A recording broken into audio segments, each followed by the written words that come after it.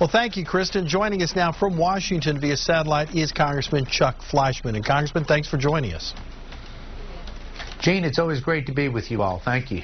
In the past week or so, President Obama has unveiled a couple of initiatives. One that would make it more competitive for families who are underwater with their home mortgages but not quite in default to get refinanced. Today, he comes out with a student loan program that might make it a little bit easier to pay those debts down. Do you have any problems with either of those two initiatives? I do. Gene, the President needs to take out a copy of the United States Constitution and read it.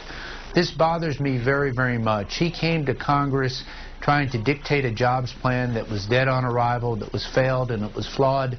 And when he doesn't get his way, I realize he's running for re-election and he's trying to run against Congress, but we cannot let him circumvent Congress under the Constitution. The things he's proposing clearly are within the purview of the Congress, the Senate, the House in which I serve, and not the White House.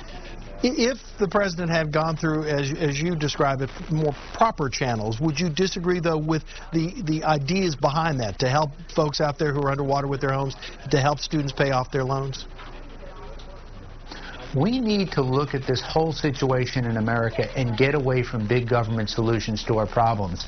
That's how we got in the fix that we're in, spending far too much money, too much in debt, and these largesse government programs that just don't work. I prefer to solve problems from the private sector side.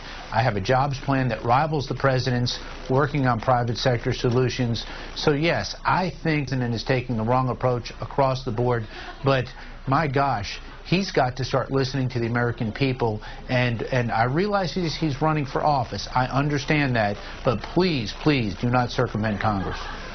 Congressman, let me ask you about your jobs plan. One of those, the items that I understand you're proposing is to do away with all capital gains taxes. Some argue that that's helping the rich at the expense of the poor. What do you say to that? Well, it's a 2-year moratorium on capital gains, and that would reduce it to 0 for 2 years. Again, the president wants to tax, borrow, and spend.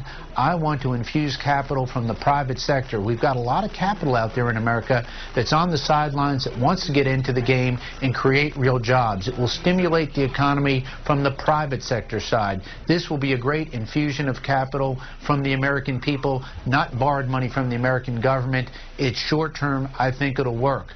Let's face it, what the president has tried so far in his administration not only has failed, but has cost the American people billions of dollars. Real quickly, we're about to wrap up, Congressman. What's the level of support for your plan or plans similar to yours?